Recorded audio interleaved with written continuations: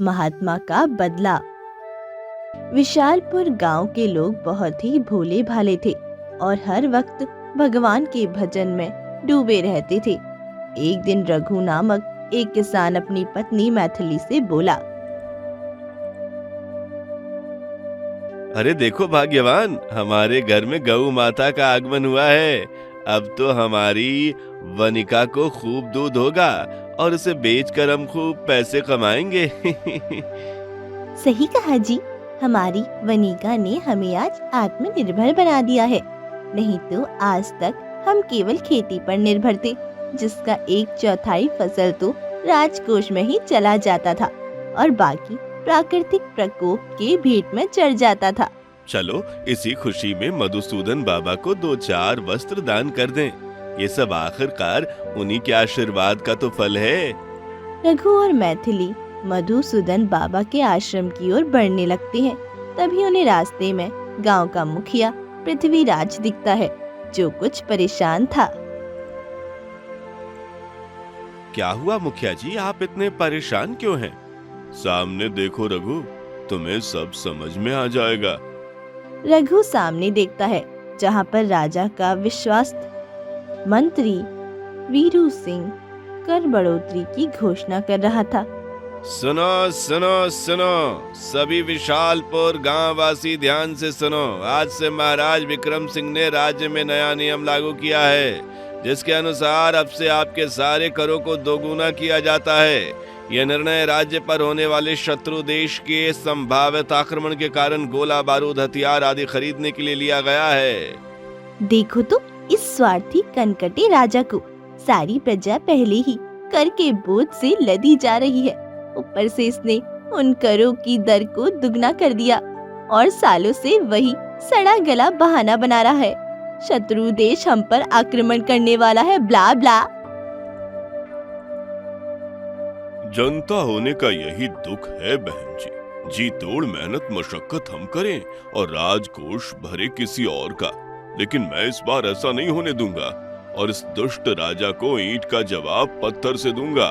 ठीक है, मैं चलता हूँ, रणनीति भी तो बनानी होगी ना। प्रेम से बोलो मधुसूदन बाबा की जय।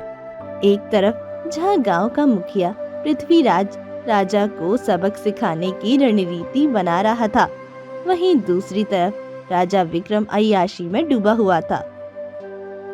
बस कीजिए महाराज, आप कल रात से पिए जा रही हैं, कहीं आपकी तबीयत खराब ना हो जाए।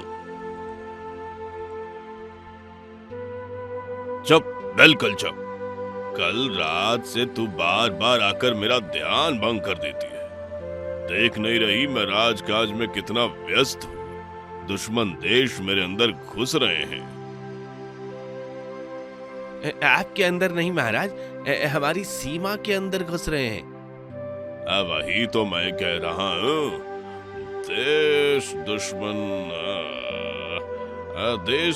दुश्मन देश हमारी बहन और हमारी साली सीमा के अंदर घुस रहे हैं। साली सीमा नहीं महाराज, राज्य की सीमा के अंदर घुस रही है। राज्य बोले तो हमारा देश, वतन, मातृभूमि, कर्म भूमि आदि। वही तो मैं कह रहा हूँ बुड़बाक, कि हमारी साली सीमा दुश्मन देश के वतन के अंदर घुस रही है। इसलिए तू उस ज्ञान चंद रघुनाथ की तरह बात बात पर मुझे ज्ञान मत दिया कर, नहीं तो उसी तरह मैं तुझे भी अपने दरबार से निकाल दूंगा, समझा? लगता है इस कनकटे ने आज कुछ ज्यादा ही पी रखी है। क्या कहा तुमने? कुछ नहीं महाराज, कुछ नहीं। साला कनकटा, लेकिन सुनाई बराबर देता है इसे। यह लीजिए बाबा, आपके लिए हम उपहार लाए हैं। मेरी गाय ने एक बछड़े को जन्म दिया है। यह सब आपकी प्रार्थनाओं का ही तो फल है। यह सब तो भगवान शिव की कृपा है बेटा, मेरी नहीं। तुम उस गाय को अपने घर के सदस्य की तरह रखते थे। यह सब उसी का फल है। याद रखना, हर सफलता तुम्हारे अंदर की शक्ति से आती है। धीरे धीरे कई दिन बीत जाते हैं। गांव के मुखिया पृथ्वीराज द्वारा राजा को कर ना देने के आह्वान पर कोई भी गांववासी कर नहीं देता, जिसके फलस्वरूप राजा के अधिकारी गांव वासियों को अलग अलग तरीके से सताने लगते हैं।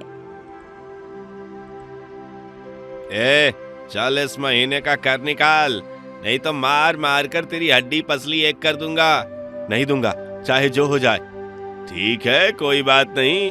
सिपाहियों, तुम इसके गाय और बछड़े को महल में लेकर चलो। आज रात महाराज और मैं मदरा के साथ उसी का गोश्त खाएंगे। मंत्री रघु की गाय और बछड़े को लेकर चला जाता है और ये देख उसे एक बहुत बड़ा सदमा लगता है और वो जमीन पर गिर जाता है। कुछ दिन बाद बाबा, हमारे खेतों में पानी नहीं पहुंच रहा है। राजा के लोग जबरन नहर का पानी रोककर अपने महल की ओर मोड़ रहे हैं और वो मेरी गाय को भी मारकर खा गया। हर समस्या का समाधान समय के साथ मिलता है बेटे, लेकिन याद रखो, अन्याय सहना भी अन्याय करने के समान है। बाबा, यह अन्याय अब सहा नहीं जाता। राजा विक्रम सिंह ने हमारे अनाज आदि सब पर कर बढ़ा दिया है। हमारे बच्चे भूख से मर रहे हैं। हमें कुछ करना ही होगा, क्योंकि बहरों को सुनाने के लिए धमाके की जरूरत पड़ती है। पृथ्वीराज, संघर्ष का रास्ता तब चुनो जब सत्य तुम्हारे साथ हो और मन में कोई भय ना हो। लेकिन ध्यान रहे, ताकत का सामना बुद्धि से करना होगा, क्योंकि बिना बुद्धि विवेक के क्रांति सफल नहीं होती। अगले दिन मुखिया सभी गांववासियों को इकट्ठा करता है और उनके साथ राजा के खिलाफ नारे लगाते हुए महल की ओर कूच करता है। राजा विक्रम, होश में आओ, होश में आओ, होश में आओ।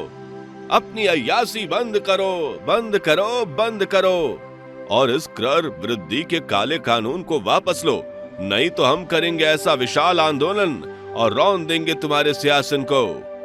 तभी वहाँ पर राजा का मंत्री वीरू आ जाता है और पृथ्वीराज को फटकारता है।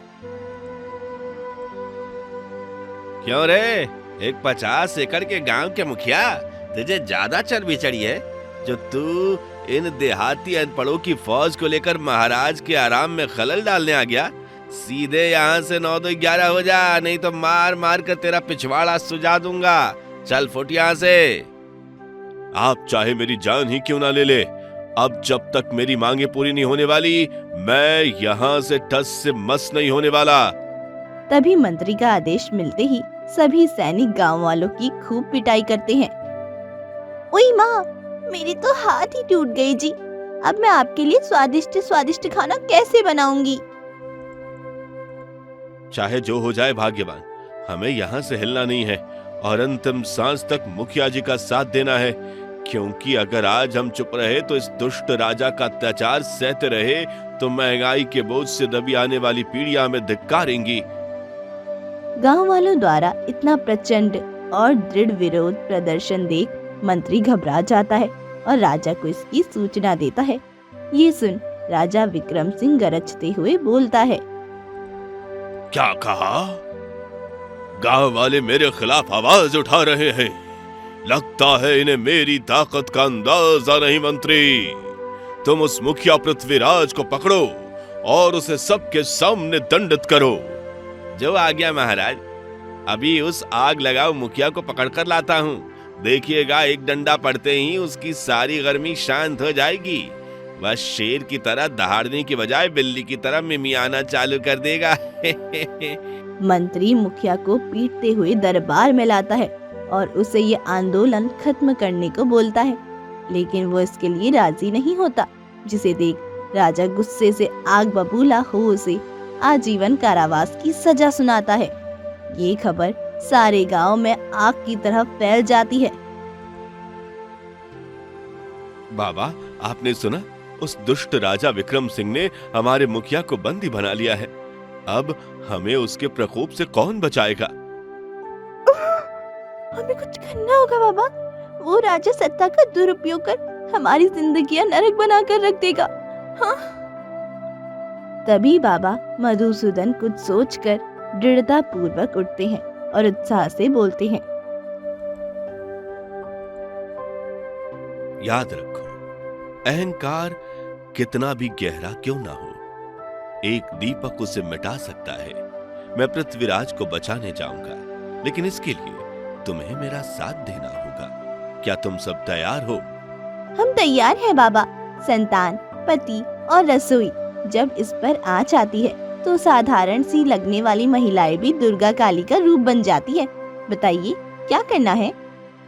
बाबा सभी गांववासियों को मंदिर के नीचे बने एक गुफा में ले जाते हैं और उन्हें एक राजसी वस्त्र और धारादार तलवार दिखाते हुए बोलते हैं, तुम्हें पता है यह राजसी वस्त्र और तलवार किसकी है? देखने से तो ये राजा के किसी खास आदमी की लगती है बाबा, क्योंकि सोने चांदी के अस्तरों वाला कपड़ा कोई ऊंचे पद पर बैठा राजसी व्यक्ति ही पहन सकता है। तुमने बिल्कुल ठीक समझा रघु, और राजा का वह खास आदमी कोई और नहीं बल्कि मैं था, राजा विक्रम का भूतपूर्व मंत्री और सलाहकार रघुनाथ चंद्र। बाबा सबको अपने अतीत की कहानी सुनाने लगते हैं।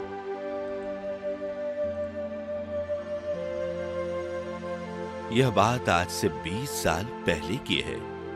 उस समय हमारे राज्य के पास धन धान्य की कोई कमी नहीं थी, जिसकी वजह थी राजा विक्रम के पिता राज सिंह का शासन। लेकिन उनके जाते ही जब से उनके बेटे विक्रम सिंह ने राजगद्दी संभाली, तब से विशालपुर की रौनक क्षीण होने लगी।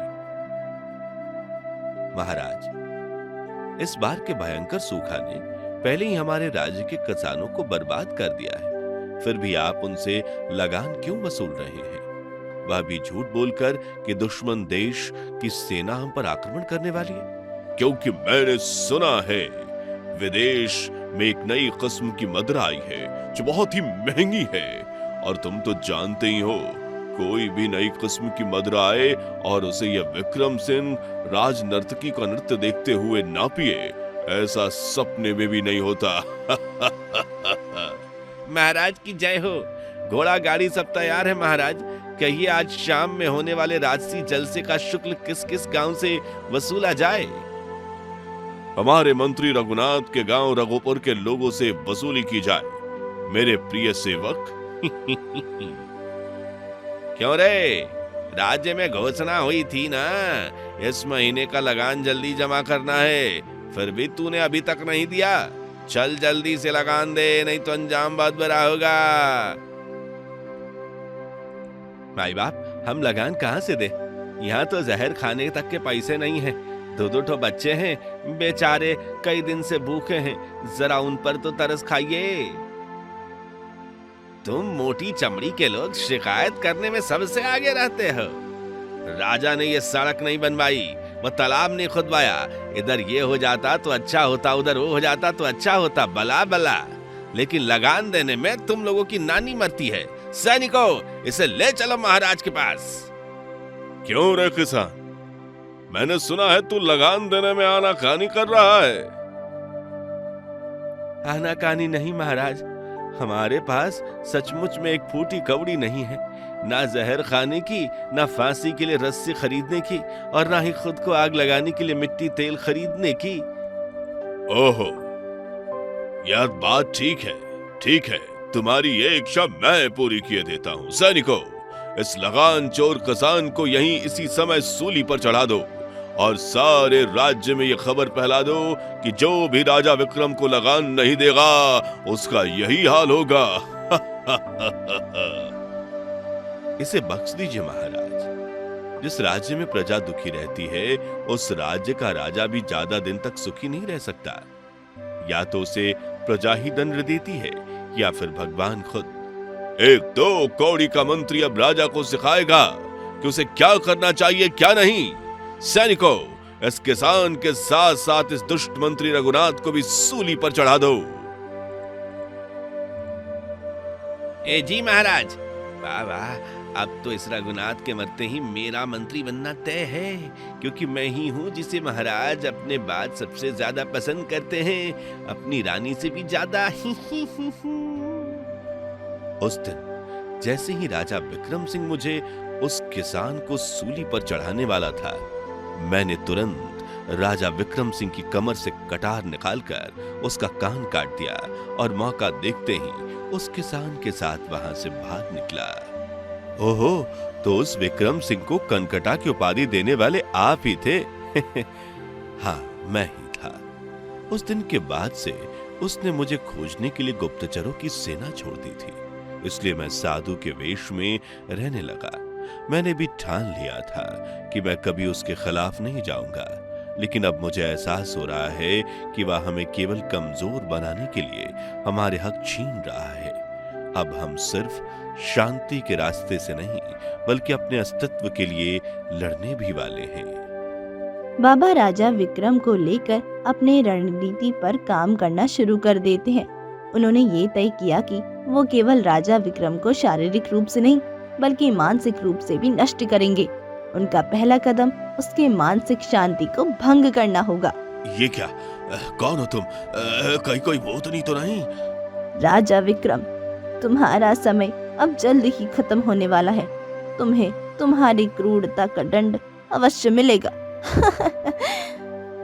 विक्रम सिंह चौंक कर उठ बैठता है।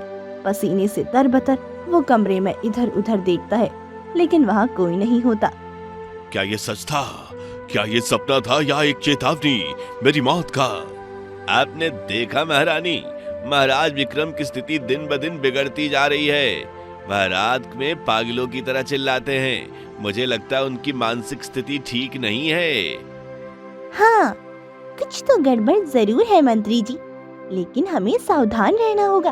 अगर महाराज को हमने ये सब बताया तो वो हमें जिंदा नहीं छोड़ेंगे। सारे महलवासी का पूरा ध्यान राजा विक्रम सिंह पर था, इसलिए वो राजा पर नजर नहीं रख पा रहे थे। दूसरी ओर बाबा ने गांव के लोगों को युद्ध का प्रशिक्षण देना शुरू कर दिया।